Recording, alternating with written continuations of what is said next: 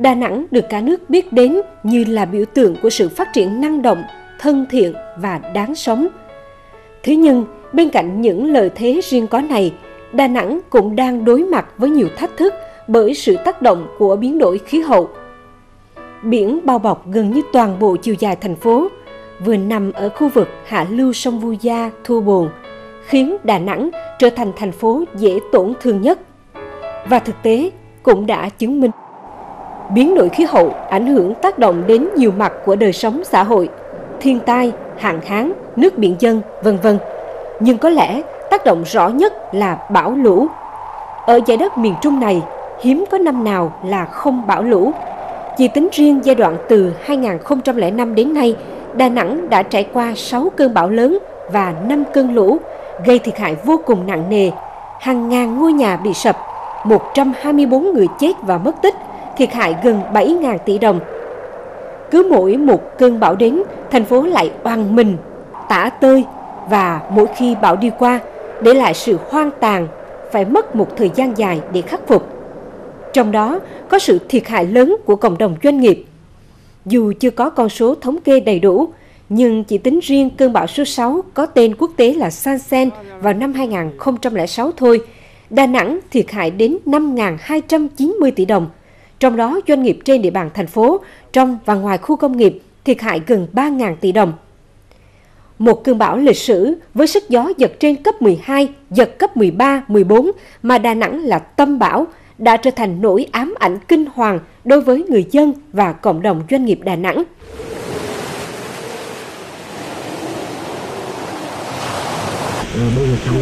Sông Hàn, con sông chảy giữa thành phố, cũng cuồn cuộn tràn bờ. Hàng trăm ngôi nhà khác ở các khu dân cư chạy dọc ven biển trong phút chốc đã bị san bằng. Ngập lụt, bão lũ và nguy cơ nước biển dâng, đó là những thách thức mà bất cứ một đô thị ven biển nào cũng phải đối mặt. Điều đáng nói là sự tác động này của biến đổi khí hậu ngày càng trở nên nghiêm trọng và khó lường hơn.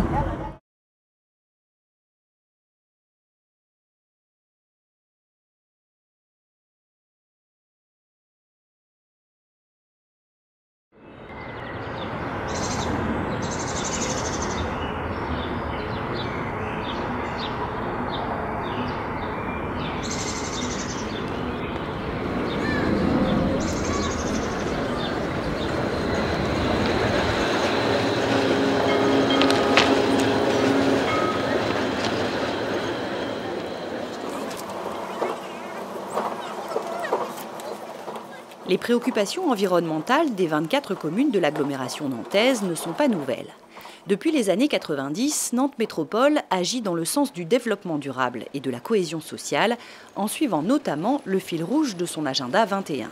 L'arrivée à échéance de la première phase du plan climat, du plan local d'habitat et de celui du déplacement urbain et leur prochaine révision est l'occasion de pousser davantage la démarche. Forte de ses dimensions, 580 000 habitants, 52 000 hectares, Nantes Métropole se mue en écométropole. Très tôt, les élus de l'agglomération nantaise ont considéré qu'une métropole durable était d'abord une métropole mobile, mobile pour tous et dans le respect de l'environnement. Nantes a ainsi été la première ville de France à réhabiliter le tramway. Une première ligne est inaugurée en 1985, une deuxième en 1992. L'offre a créé la demande et la fréquentation est une des plus importantes de France.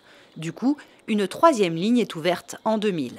On le voit encore aujourd'hui, y compris autour de la première ligne de tramway qui a été pourtant mise en service en 1985. On voit les opérations de mutation de la ville avec une forme de densification, de mixité des fonctions, de l'habitat, de l'emploi, des grands équipements, du commerce, des loisirs, des équipements de soins. Bref, on a une ville qui est en train de se construire autour de ces grandes infrastructures. En 2006, pour sa quatrième ligne en site propre, la métropole innove. Elle choisit alors un concept inédit, moins coûteux et plus facilement insérable dans le tissu urbain, le busway. Il circule sur une voie réservée avec des fréquences et un temps de trajet garanti similaires au tramway. Auprès des usagers, le succès est immédiat. La ligne devrait transporter 30 000 personnes par jour d'ici la fin de l'année.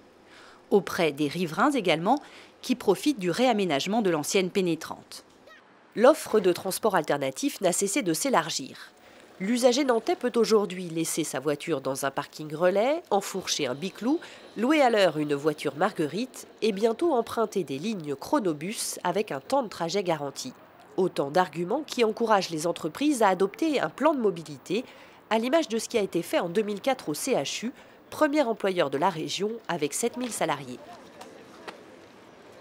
Au fur et à mesure que les parkings de la ville étaient devenus payants, ça constitue une grosse contrainte et que finalement les salariés ont pensé à changer leur comportement et leur mode de déplacement domicile-travail qu'avec ces contraintes. Sans ces contraintes, ils n'auraient certainement pas changé.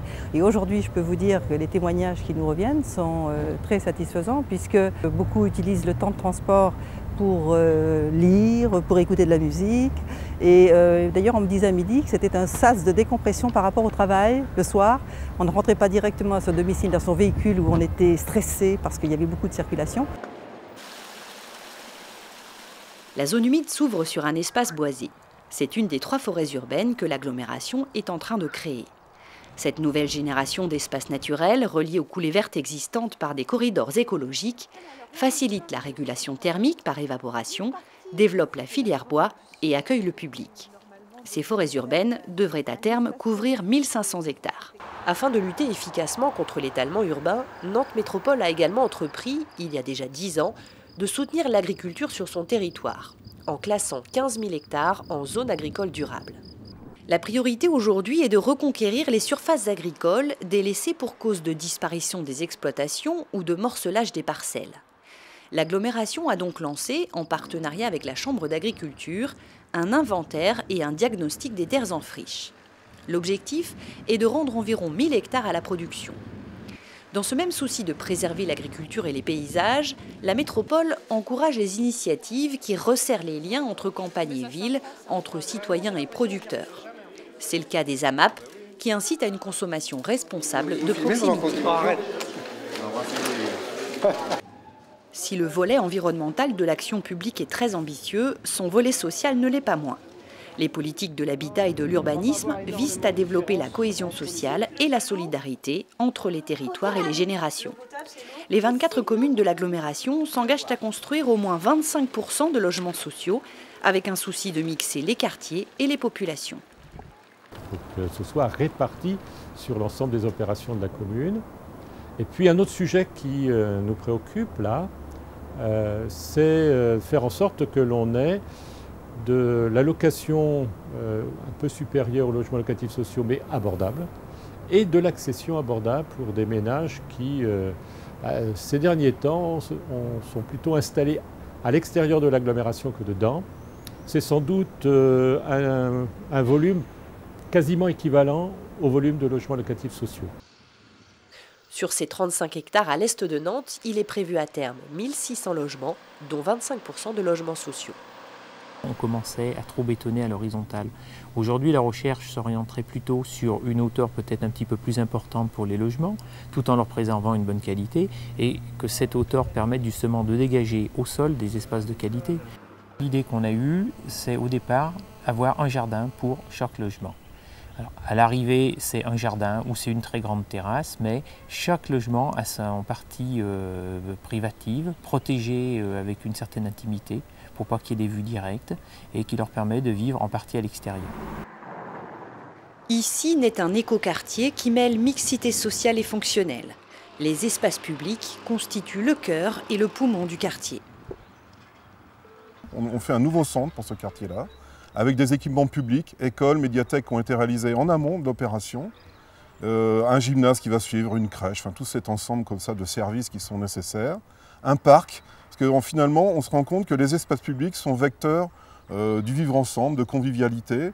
On se rend compte par exemple que les parcs sont des lieux de rencontre importants entre les gens. Aussi, on crée une ville compacte, donc une ville en fait à l'échelle du piéton. Par exemple, ce qu'on initie sur la ville de Nantes, c'est comment aller à pied à l'école et comment les gamins peuvent se regrouper ou accompagnés par des parents pour aller à pied à l'école. Ça, c'est tout ça qui construit la convivialité. Il n'y a pas de recette miracle, mais on sait que le travail sur l'espace public est important, parce que chacun dans sa voiture est dans une bulle privée finalement. Métropole mobile, durable et solidaire, Nantes souhaite approfondir sa démarche. Elle a pour ce faire lancé la deuxième phase de son plan climat, qui ambitionne de réduire de 50% les émissions de gaz à effet de serre à l'horizon 2025. Épaulé par un conseil scientifique et technique, Nantes Métropole met en place une nouvelle gouvernance afin d'impliquer et de motiver les entreprises comme les citoyens. La ville, la communauté urbaine de Nantes peut agir pour ses propres bâtiments, ses propres services, mais ça ne représente que 6% du total des émissions de gaz à effet de serre.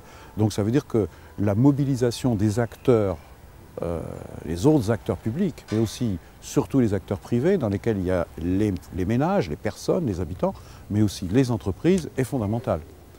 Parmi les outils de dialogue avec les habitants, les ateliers citoyens, comme ceux proposés sur le plan climat, auxquels 150 familles participeront pendant 1 an.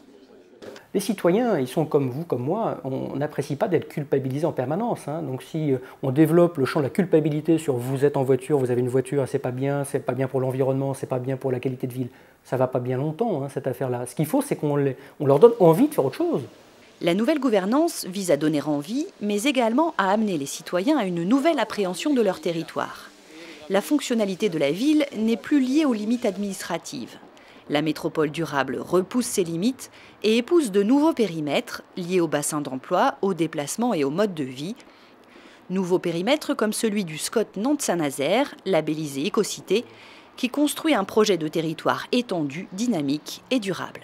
Bon, bien sûr, la ville, elle ne va pas se résumer simplement à l'agglomération. Elle doit vivre aussi avec les communes et petites villes qui sont alentours, sans doute plus petites, mais ça c'est un problème d'aménagement du territoire à l'échelle du département et de la région. Tout ne doit pas être concentré dans la seule grande agglomération, il faut que cela irrigue aussi.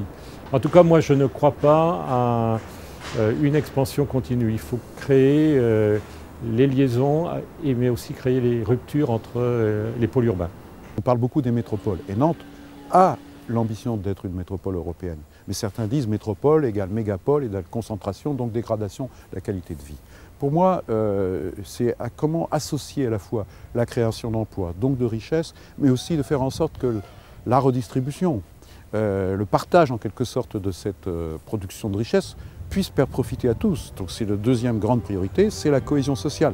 Et la troisième grande priorité, c'est de, en permanence, pas seulement sur le plan écologique, mais sur le plan des conditions de vie, veiller à faire en sorte que la qualité de vie soit toujours au rendez-vous pour qu'on ait toujours plaisir à être dans la ville. Et ce plaisir passe dans la métropole par un accès très large à la culture. Les machines de Lille, estuaires ou les folles journées, autant de propositions qui fédèrent le territoire et ses habitants, jouent le rôle de vecteur d'intégration et de cohésion sociale et développent la notoriété culturelle et l'attractivité de l'éco-métropole nantaise.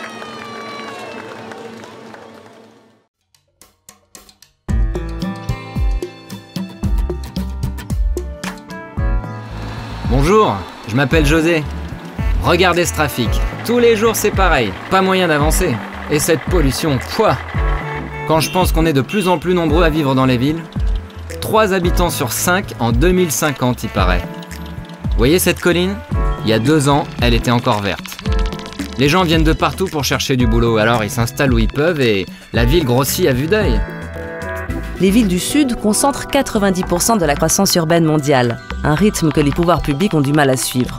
Or, ne pas anticiper ni organiser cette croissance, c'est s'exposer à une pollution accrue dont on connaît les conséquences sur la santé, l'environnement et le climat. C'est aussi courir le risque d'un grignotage excessif des terres agricoles et naturelles. À la mairie, ils ne savent même pas que cette maison existe, ni combien de personnes y vivent. Du coup, comment savoir s'il faut construire une nouvelle école ou un dispensaire? Et puis, il n'y a pas de plaque de rue, ni de numéro aux portes. Ça veut dire pas de courrier, donc pas d'impôts. Je vais pas me plaindre, mais du coup, il n'y a pas assez d'argent pour faire marcher la ville. Bon, ici c'est chez moi. C'est pas le grand luxe, mais fallait voir avant. Pour avoir de l'eau potable, ma fille devait aller à l'autre bout du quartier pour remplir des bidons. Et on l'a payé 5 fois plus cher que l'eau du robinet en centre-ville. Et puis, comme la mairie ne s'occupait pas de nos poubelles, les ordures traînaient un peu partout. Ça sentait pas la rose. Et surtout, ça ramenait des maladies. L'eau, l'assainissement, les déchets, les transports, tous ces services essentiels pour lutter contre la pauvreté, les villes du Sud ont rarement les moyens de les assurer. Kinshasa, par exemple, l'une des plus grosses métropoles d'Afrique, n'a que 30 € de budget par habitant et par an, contre 5 000 € à Paris. L'Agence française de développement soutient ces villes en finançant leurs investissements. Par la formation et le conseil, elle leur permet d'accroître et de mieux gérer les ressources municipales. Par-dessus le marché, tous les ans à la saison des pluies, on avait de l'eau jusqu'aux genoux. Dans le journal, ils disent que ça s'aggrave avec le réchauffement climatique. La dernière tempête a été tellement forte qu'elle a emporté la moitié de nos maisons. Alors ils ont parlé de construire des habitations pour nous reloger à 30 km d'ici. 30 km, moi ça m'aurait coûté plus cher en transport que ce que je gagne. En plus d'isoler les habitants des quartiers précaires, les projets de relogement en périphérie aggravent la tendance à l'étalement et ses conséquences sur l'environnement. C'est pourquoi l'Agence française de développement dialogue avec les collectivités qui font appel à elle pour soutenir des projets qui densifient la ville existante. Une qui a été bien lotie, c'est ma cousine Kima. Ici, en plein centre-ville, certains bâtiments étaient complètement délabrés et squattés. Ils ont été rénovés et transformés en appartements bon marché. Comme ça, Kima n'a plus à faire des kilomètres pour aller travailler, et en plus, le quartier revit. Puisque les villes ne peuvent agir sur tous les fronts, l'Agence française de développement cherche à aider les projets qui déclencheront un développement local. Ici un marché, là un raccordement à l'eau potable, ailleurs un transport en commun efficace et peu polluant. Avec l'argent que leur ont prêté les Français, ils ont construit un métro-câble qui relie les zones isolées des hauteurs au centre-ville. Ça a vraiment changé la vie des gens. Nous, dans le quartier, on a pu construire de vraies maisons en dur. La ville nous a raccordés à l'eau potable. Petit à petit, des commerçants se sont installés et on a même eu droit à une bibliothèque. Et puis ils finissent de construire une ligne de bus à travers la ville, avec 2 voies rien que pour lui. Il va vite et du coup, les gens ont moins besoin de prendre leur voiture. Avec tout ça, les rues sont moins engorgées, on respire mieux. Et bien sûr, à moi, ça me donne du boulot tous ces travaux. La moitié des territoires urbains qui existeront en 2030 n'existent pas encore. L'enjeu est donc d'aider les villes à planifier leur développement par l'intégration des quartiers précaires, l'accès aux services de base et à la mobilité, tout en favorisant la cohésion sociale et le développement local. Si rien n'est fait, en 2050, 3 milliards d'humains vivront dans un bidonville.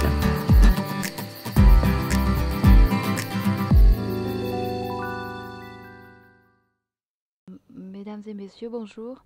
On vient de voir les 3 films. Et chaque film vise un objectif différent.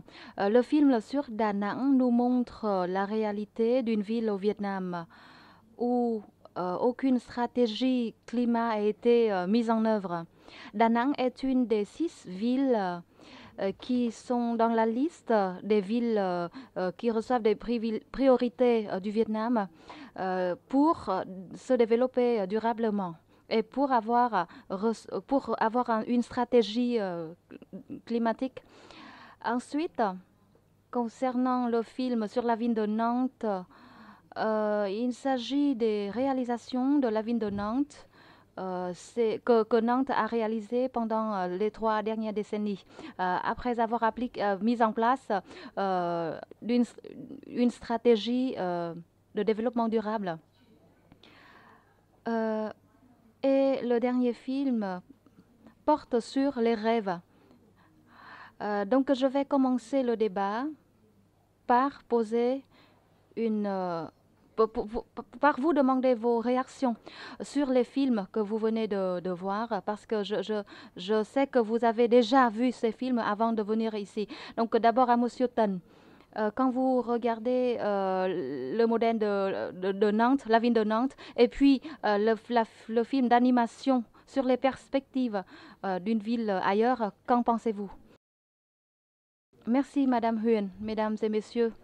Oui, après avoir vu ces films et voilà le film de Da Nang, on peut dire qu'il s'agit là à Da Nang d'une catastrophe naturelle et les conséquences des catastrophes naturelles sur la vie des habitants au Vietnam. Mais pourtant, ce n'est pas quelque chose de rare, c'est quelque chose qui se passe de façon régulière au Vietnam. Quand on voit le film sur la ville de Nantes, je voudrais bien aller vivre à Nantes. parce que l'environnement est bien, est favorable pour la vie. Le troisième film aussi, comment on fait pour aménager des zones, pour réparer des bidonvilles, pour les transformer en des milieux vivables et en des milieux comme la ville de Nantes en France. Voilà, ça c'est mon rêve. Oui, ensuite, une autre question que je voudrais vous poser, et puis après, je voudrais aussi poser des questions à M. Pires et à M. François de Meglio. Vous venez de dire que vous voulez bien aller vivre à Nantes après avoir vu le film. Est-ce qu'on peut dire qu'il s'agit là d'un modèle qu'on peut appliquer au Vietnam? Oui, il s'agit d'un bon modèle qui peut être appliqué non seulement au Vietnam, mais aussi un modèle à appliquer dans les autres pays du monde, partout dans le monde, pour transformer les villes dans le monde en des villes meilleures. Merci. Tout à l'heure, je vais donner la parole au public pour que vous puissiez poser des questions à M. Tân, parce que je crois que parmi vous, il y aura aussi des gens qui rêvent d'une ville comme Nantes. Monsieur Jean-Claude Pires, l'AFD travaille depuis longtemps avec la ville de Da Nang et je crois comprendre que vous avez mis beaucoup de temps pour convaincre les autorités de la ville de participer à un plan climat. Da Nang a connu beaucoup de tempêtes au cours de l'année dernière, je crois une dizaine de tempêtes, et d'ailleurs ces catastrophes naturelles ont contribué au changement de leur comportement. C'est un facteur, mais c'est important. Quand les gens ont vécu autant de dégâts et de pertes humaines et matérielles, ça crée un impact sur le comportement. Pensez-vous qu'il faut attendre qu'une catastrophe, un accident arrive pour que les gens changent le comportement et réagir devant des projets qui s'appellent plan climat, qui est une notion assez abstraite et lointaine pour beaucoup de gens?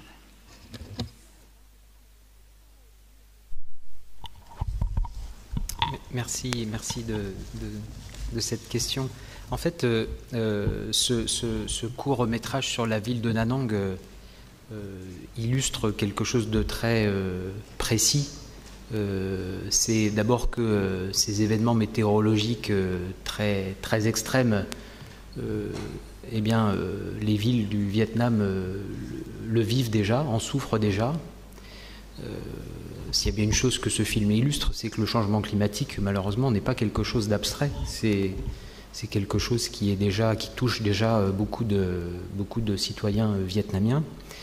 Et ça illustre d'abord le besoin pour des villes comme Da Nang de s'adapter aux effets néfastes du changement climatique, au fait que les tempêtes vont malheureusement être de plus en plus fréquentes, de plus en plus violentes, le fait que le niveau des eaux va très probablement augmenter.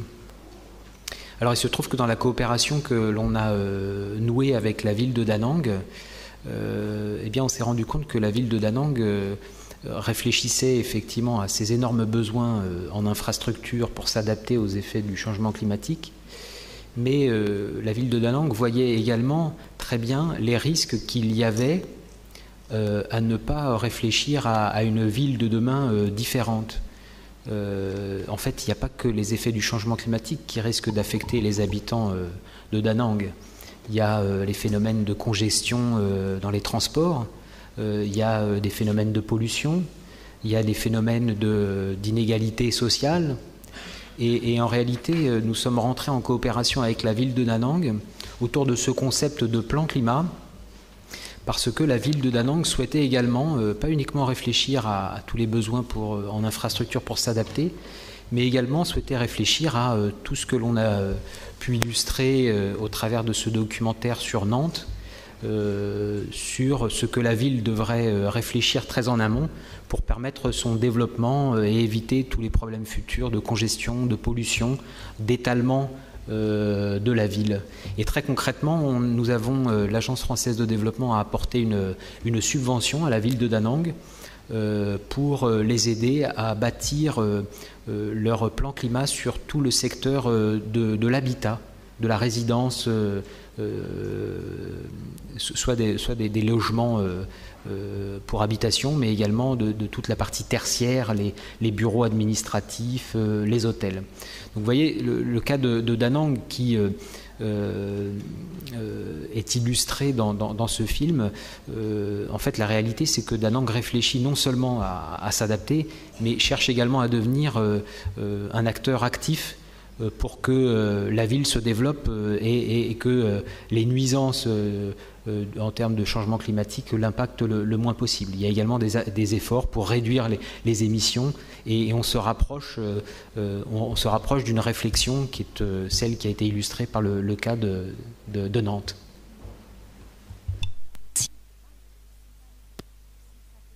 Pardon.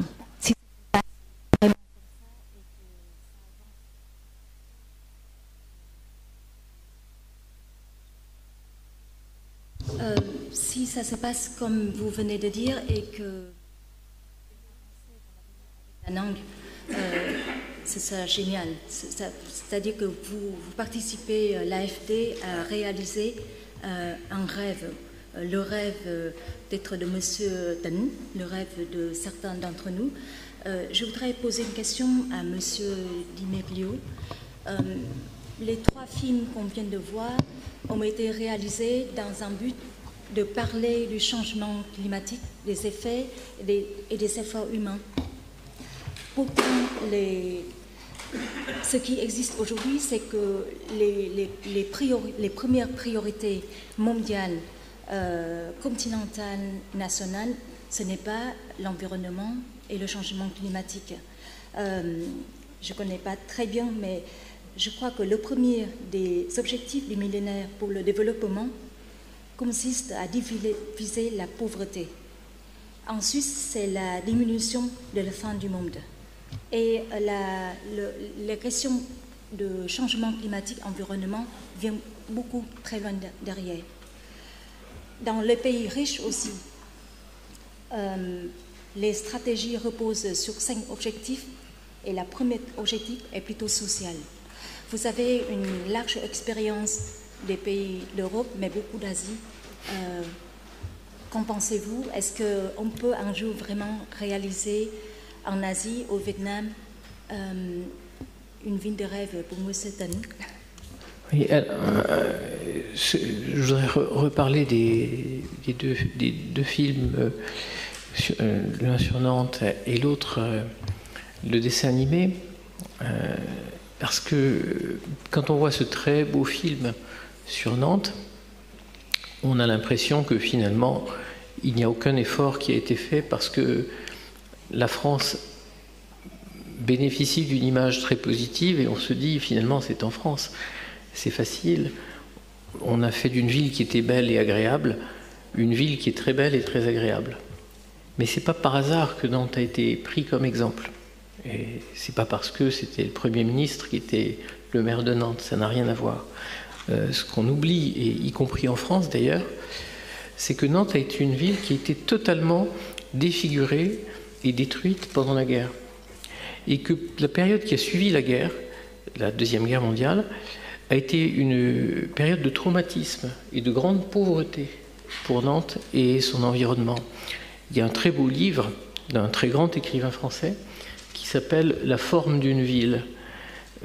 C'est Julien Gracq qui est originaire de la région de Nantes. Et il écrit ce livre parce qu'il visite sa ville après la guerre et il ne la reconnaît plus. Et ce que ce film nous montre finalement, c'est que ça n'est pas du tout une ville occidentale qu'on a cherché à améliorer, c'est qu'on a subi un traumatisme qui, d'une certaine façon, est du même ordre, sinon pire, que le traumatisme météorologique qu'on peut voir à Da Nang, et qu'effectivement, quand on se retrousse les manches, on peut recréer très exactement, si c'était très amusant, parce que je repensais à ce film, à ce livre de Gracq, même l'environnement rural qui a été effectivement détérioré par les constructions un peu sauvages qu'il fallait faire parce qu'après la guerre, il fallait reloger les gens et l'urbanisme était très uniforme. Donc Nantes n'est pas si éloignée du Vietnam finalement que ça en a l'air et c'est pas simplement des images de rêve qu'on nous montre, c'est le résultat d'un travail sur quelque chose qui était très très abîmé. Concernant le dessin animé, moi je l'ai trouvé vraiment passionnant parce qu'il répond exactement à votre question sur les priorités. Il montre que le recyclage, les préoccupations de développement durable ne sont pas non plus des préoccupations de gens qui n'ont rien d'autre à faire ou qui sont déjà riches. Ça montre qu'au contraire, il se crée une spirale vertueuse, que des emplois sont créés, et il insiste très bien là-dessus, de façon très humoristique. Alors pour l'auditoire vietnamien aussi, je pense qu'il faudrait, je ne sais pas comment est non, il n'y a pas de doublage puisque c'est sous-titré.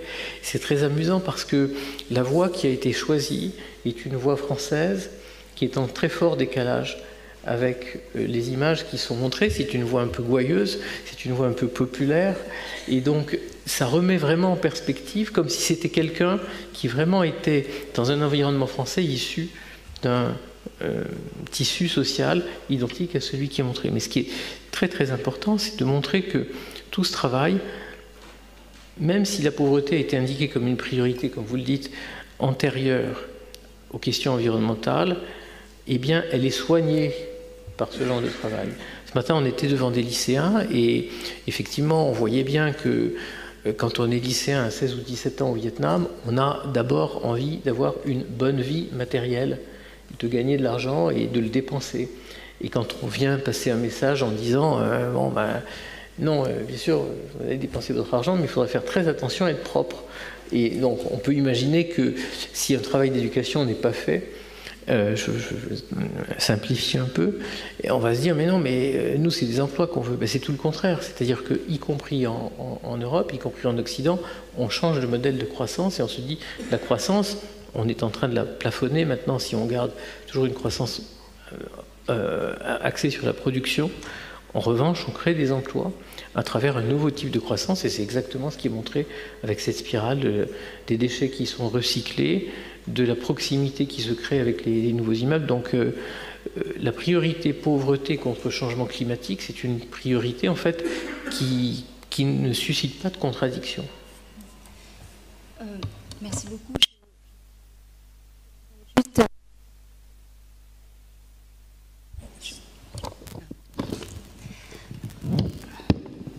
Je voudrais juste rectifier une chose. Vous venez de parler des lycéens vietnamiens que vous avez rencontrés ce matin. Je pense que, pour avoir été aussi une lycéenne, je pense qu'à 17 ans au Vietnam, on ne rêve pas tout de suite d'une vie matérielle très riche. Ce que nous rêvons à cette époque-là et ce dont rêvent les jeunes aujourd'hui, c'est de réussir le bac, de bien passer un concours pour les universités, de suivre des études, peut-être dans une école réputée ici ou à l'étranger. Je voudrais, vous m'avez aidé à relancer le débat avec Monsieur Jean-Claude Pires parce que vous avez parlé de la voix qui double le film et qu'il y a ce décalage entre ce qu'on voit et l'accent français. Je voudrais parler tout d'abord, avoir une réponse, une réaction de M. Jean-Claude Pires et après je voudrais aborder avec vous trois sur la question de communication sur ce grand sujet, changement climatique. S'il vous plaît.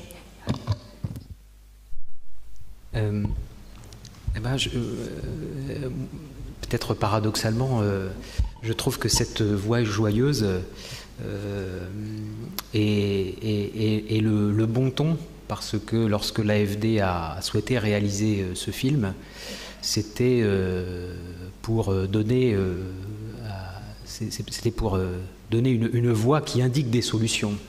Et effectivement, cette voix, qui est la voix d'un jeune habitant de cette mégalopole du Sud, se réjouit de voir effectivement que les autorités de sa ville, avec l'appui de partenaires extérieurs, se dotent de politiques sociales, environnementales qui permettent à la ville dans laquelle lui et sa famille habitent, mais où ses enfants vont habiter, sera meilleur. Donc je crois que plus que d'un décalage, je crois que ça a été un souhait de l'AFD que de porter à travers de ce film d'animation, porter plutôt la voix des solutions possibles. Et de ce point de vue-là, cette voie gaie est tout à fait cohérente avec cet objectif. Les problèmes sont ceux qui ont été illustrés par le court-métrage sur Da Nang. Il y a beaucoup de problèmes qui sont illustrés dans ce film d'animation, la congestion, la pauvreté, la pollution. Mais encore une fois, l'objectif de ce film était également, et j'espère qu'on pourra en discuter avec le public, de discuter de l'existence de ces solutions.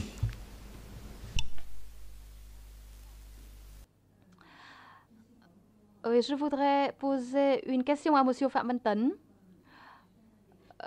Nous abordons le sujet de communication. Donc ici, dans le sens large du mot communication, nous sommes dans la semaine de préparation d'un événement important qui se passe l'année prochaine, c'est le COP 21 à Paris.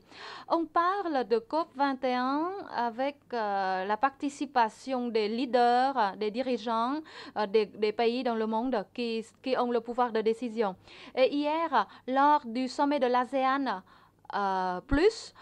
les États-Unis et la Chine se sont entendus sur le fait de réduire les émissions de gaz à effet de serre. Et ils ont, je ne me souviens plus du chiffre exact, mais ils ont avancé un chiffre. Et pour nous, le chiffre n'est pas du tout facile à comprendre. Avant de poser la question, de vous poser la question, j'aimerais vous raconter une anecdote assez humoristique. Il y a 10 ans ou 15 ans, au Vietnam, on a abordé pour la première fois le mot effet de serre. Tout le monde a compris de façon très simple. C'est comme les maisons en verre, comme ce que vous voyez ici. Et à cette époque-là, l'hôtel Daewoo et d'autres hôtels modernes de la ville ont utilisé ce type de verre. Et puis les gens ont vu cela et ont dit que pourquoi dans le plan d'aménagement vous avez permis la construction des buildings avec les verres comme ça? Donc, il s'agit là d'un problème de communication. Comment on fait pour que les décisions du haut sur les résultats des négociations internationales et comment les scientifiques, les gens comme vous ici, fait passer le message au public? Comment faire comprendre le public et pour que le public participe activement à réduire l'effet de serre, à réduire l'augmentation de la température.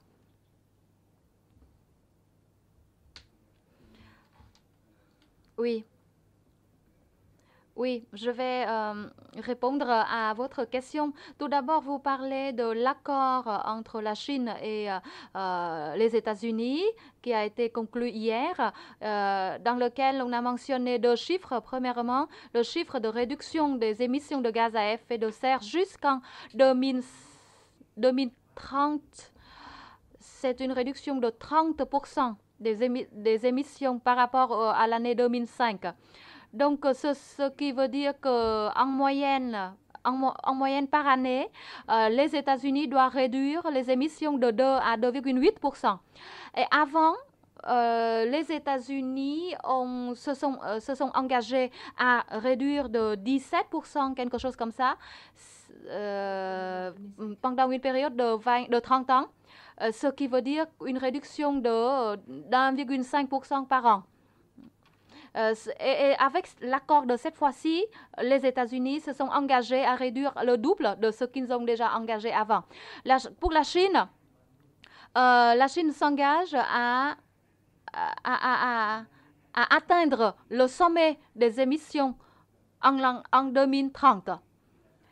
Donc, tandis que la Chine, tandis que les États-Unis s'engagent à diminuer, à réduire, tandis que la Chine s'engage à atteindre le sommet des émissions en l'an 2030, et puis après, à partir de l'année 2030, elle commence à réduire les émissions.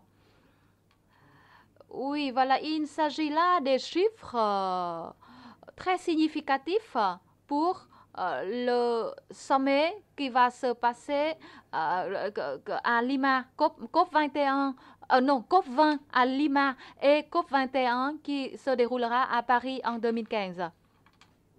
Donc il s'agit là des efforts des États-Unis et de la Chine et aussi des efforts de l'UE sur la réduction des émissions de gaz à effet de serre.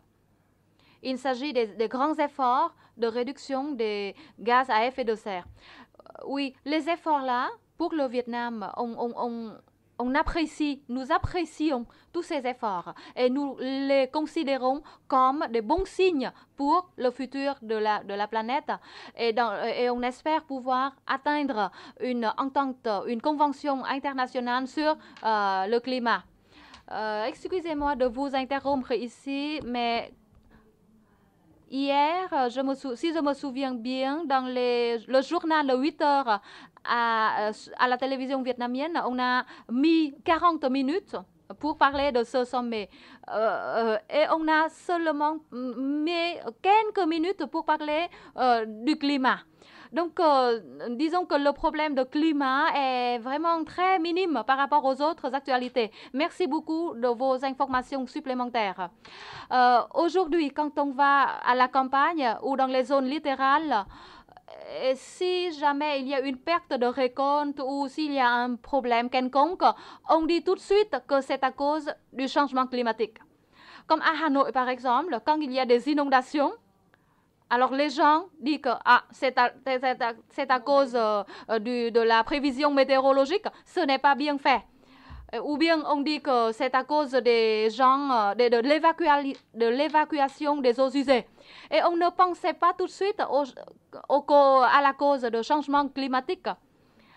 Donc est-ce qu'il s'agit ici d'un décalage entre les efforts, entre les décisions, entre ce qui a été conclu dans les conférences par rapport à ce que le public comprend. Selon les chiffres que vous venez de mentionner, en 2050, si les États-Unis arrivent à réduire de 30% les émissions de gaz à effet de serre, cependant, la population mondiale sera doublée. Et comment on fait pour que chacun ici présent, qu'est-ce que vous dites pour me convaincre que les résultats des négociations, les résultats des recherches scientifiques sont significatifs? Oui, on est bien conscient que le changement climatique est dû à des causes humaines. L'homme en est responsable. Donc, vous avez dit dans vos propos qu'il y avait un problème de communication. Je pense que ce n'est pas bien fait au Vietnam. Donc, pour nous, on a abordé cette question du changement climatique de manière très superficielle. On ne parle pas de la responsabilité de chacun. On est conscient que c'est à cause de l'homme. Et chacun de nous peut faire quelque chose pour lutter contre le changement climatique mondial. François a dit tout à l'heure que la jeune génération ne s'intéresse qu'à comment faire pour entrer dans une bonne école, comment acheter les bonnes fringues, les belles fringues. Et ils ne s'intéressent pas à tout ce qui les entoure. Le changement climatique, c'est encore très loin, c'est dans un siècle, c'est encore trop loin. Je pense que là, peut-être il y a un problème. de communication. On n'a pas bien ciblé. On n'a pas bien ciblé le public et on n'a pas une stratégie de communication adaptée à chaque tranche d'âge. Je pense que pour chaque public, il faut adopter une stratégie appropriée. Pour les jeunes, par exemple, bien sûr, les jeunes rêvent d'une meilleure vie matérielle, mais ces choses-là, il faut faire penser à ces jeunes que tout ce qu'on consomme, c'est produit d'un processus de production et c'est ce processus de production qui émet des gaz à effet de serre dans l'atmosphère. Et si on recycle bien nos consommations, c'est un geste pour contribuer à lutter contre le changement climatique. Je n'ai pas les chiffres ici, mais il me semble que chaque clic de la souris de votre ordinateur contribue à émettre des gaz à effet de serre. Et cela faire épaissir encore la couche de gaz à effet de serre dans l'atmosphère. Et cela ferait augmenter la température de la planète de 2 à 5 degrés d'ici à la fin du siècle. Et aujourd'hui, les stratégies de communication ne font pas attention aux impacts du changement climatique sur la vie quotidienne des habitants. On nous dit que dans les grandes villes, on construit que des grands bâtiments et on utilise trop la climatisation et les gens qui sont là, dans les salles bien climatisées là, ils ne font pas attention à l'augmentation de la température parce qu'ils sont dans une bonne température très agréable. Donc, je pense que la communication, là, il y a des gros efforts à faire en ce qui concerne la communication. Nous, les Vietnamiens, on parle du phénomène El Niño vers le début des années 2000. El Niño et La Niña. Ces deux phénomènes contrastent du climat. El Niño se produit lorsqu'il y a une superficie de centaines de kilomètres de carrés. Là, on a constaté une réduction de la température de 0,5% par rapport à la température moyenne, suffisent pour provoquer des sécheresses. Pour la Niña, si la température augmente de 0,5 degrés par rapport à la température moyenne, les pluies torrentielles se produisent. Et au Vietnam, peut-être les gens d'un certain âge connaissent ce phénomène, mais les plus jeunes, je ne sais pas si vous êtes au courant. Donc, la plus grande inondation qui a frappé le Vietnam pendant les années 99-2000 et La Niña avant 97-98, là, les conséquences étaient bien graves. Donc, quelques centaines de kilomètres sur un océan et la durée de l'augmentation, c'est seulement 5 mois, suffisent pour provoquer des impacts à l'échelle planétaire. Donc, c'est avec 0,5 degrés là, et si ça couvre toute notre planète, et si la durée était beaucoup plus longue, les conséquences seraient bien plus graves. Et pourquoi les scientifiques, les chercheurs font des efforts pour formuler des recommandations à destination des gouvernements pour pouvoir réduire l'augmentation de la température planétaire, pour maintenir l'augmentation de la température planétaire à moins de 2 degrés. Si ça dépasse 2 degrés, les pays comme le Vietnam ne pourraient jamais être capables d'y faire face. Donc là, sans parler des implications socio-économiques sur le Vietnam. Donc, on n'a pas encore les moyens suffisants, les moyens qui sont susceptibles de nous aider à faire face à ce phénomène de changement climatique. Et si chacun de nous continue à consommer de notre gré, si chacun de nous continue à gaspiller les ressources, la température de la planète augmenterait de 4 degrés et non de 2 degrés. Et les catastrophes seraient visibles. La température planétaire là, on parle d'une augmentation de moins d'1 degré certains d'autres pays, les petites îles par exemple, autorisent une augmentation de 0,5 degrés. Pour l'Europe, le Vietnam et beaucoup d'autres pays, on fixe l'objectif de contenir cette augmentation à moins de 2 degrés. Mais cet objectif ne pourrait jamais être atteint sans les efforts de chacun. Oui, merci de vos explications qui nous sont faciles à comprendre. Mais je voudrais poser une question à Jean-Claude Pires. Vous faisiez partie d'un groupe environnement de l'AFD il y a longtemps quand vous travaillez en Afrique. Est-ce que vous pouvez partager ici, en quelques mots s'il vous plaît, votre expérience sur la communication entre les grands projets et la transmission de ces projets aux citoyens, aux populations?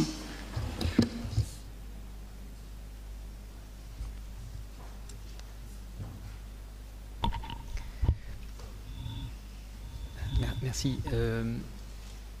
Bon, pour un organisme comme l'Agence française de développement, cette communication avec le citoyen, c'est vraiment un point central pour 2 raisons.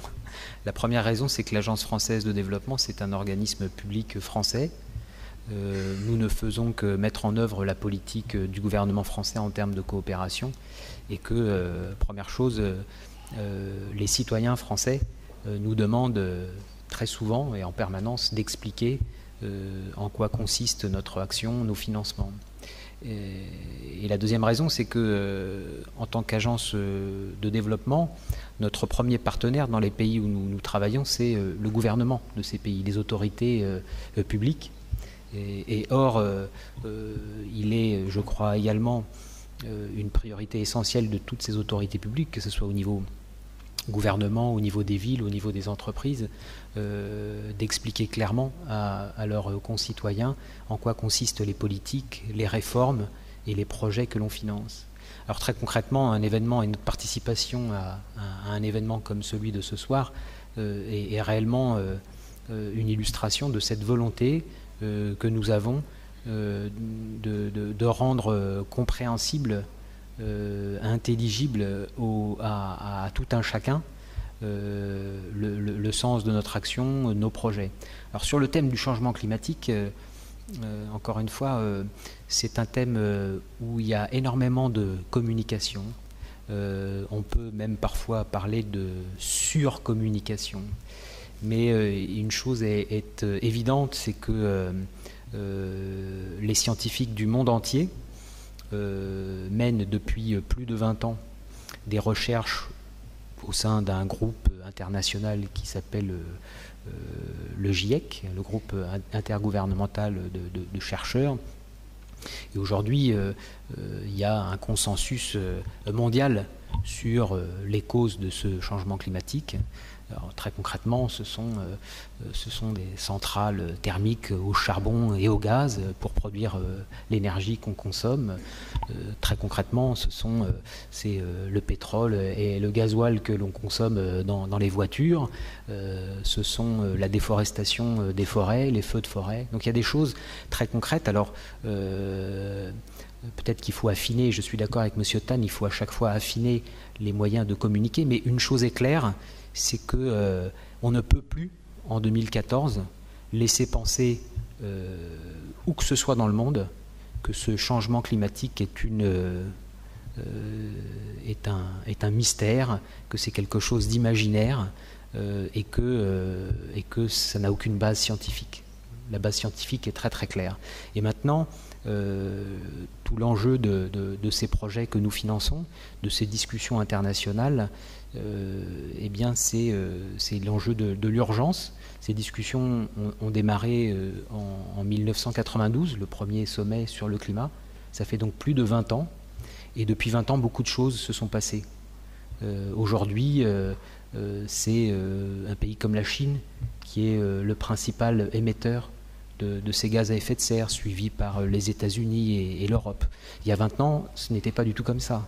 Et le Vietnam est également conscient que son processus de développement, qui a été très, très fort et très important ces 10 dernières années, eh bien, ce processus a également contribué à augmenter les émissions de gaz à effet de serre. Alors la question de ces discussions, c'est de savoir quel nouveau modèle de développement on peut penser pour le futur, parce que les scénarios, si on ne change rien, tous les scénarios scientifiques démontrent que nous serons tous dans une situation très très grave. Il y a donc urgence, mais le point positif, c'est qu'il existe de plus en plus de solutions, des messages politiques au niveau des chefs d'État. Il existe aussi beaucoup d'entreprises, beaucoup de villes, d'autorités locales qui démontrent très clairement que changer de modèle de développement économique, c'est possible. Ça nécessite des réformes importantes, ça nécessite des efforts dans les domaines de l'énergie, dans le domaine de la construction des villes, dans tous les processus de consommation, mais c'est tout à fait possible. Merci. J'aurais aimé poser une question à vous, mais peut-être tout à l'heure, après vos échanges avec le public. Nếu các quý vị có câu hỏi nào dành cho các diễn giả ở đây thì xin mời các quý vị có thể bắt đầu ạ.